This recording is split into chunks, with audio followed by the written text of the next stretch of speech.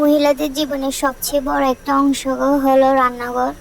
একটা মেয়ের সকাল শুরু হয় রান্নাঘর থেকে, আবার সকালটা শেষ হয় রান্নাঘরে। সালামু আলাইকুম, সবাই কেমন আছেন? আর একটা ব্লগ নিয়ে হাজির হলাম। ব্লগ বলতে সাধারণ প্রতিদিন যা করি, রান্না বান্না, এগুলাই। সংসার জীবনে আর যাই থাকুক, পড়ালেখা, চাকরি বাকরি, এগুলোর মাঝেই আগে রান্নার কাজটাই মাথায় আসে। সারাদিন কি রান্না করব, কি খাবে, কি করলে সবার ভালো লাগবে, এই রান্নাটা আসলে সবার ভালো লাগবে কিনা, কি কম হয়েছে কি বেশি হয়েছে, এগুলোর ভাবনাই সারাদিন মাথায় তার মধ্যে ঘুরে। মনে করি এটাই ঠিক, কারণ একজন বিবাহিত মেয়ের জীবনে এগুলো ছাড়া আর বাকি আছে, আর বাকি সব তো পরে।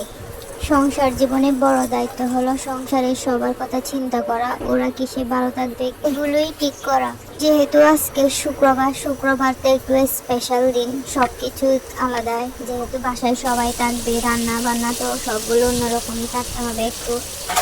তো দুপুরের জন্য পোলাও, কুরমা, গরু মাংস রান্না এগুলাই থাকবে, আর সবজি তো একটা থাকবেই। শুক্রবার আসলে আমরা একটু বের হই, কারণ আমার মেয়েও কান্না করে ওর বাবা থাকলে বাইরে বের হওয়ার জন্য। যেহেতু আজকে বৃষ্টি পড়তেছে, ভাবতেছি কোথাও যাব না, কারণ বের হতে ইচ্ছে করতেছে না খুব একটা। তাই বাসার মধ্যে নাস্তা বানাবো। তো নাস্তা বানাবো হচ্ছে চিকেন ফ্রাই আর পেঁয়াজু। ওরা সবাই অনেক বেশি ভালোবাসে গরম গরম পেঁয়াজু, বিশেষ করে আমার হাজব্যান্ড। সেজন্য পেঁয়াজুটা বানাচ্ছি, আর বানাচ্ছি সবার জন্য চিকেন ফ্রাই।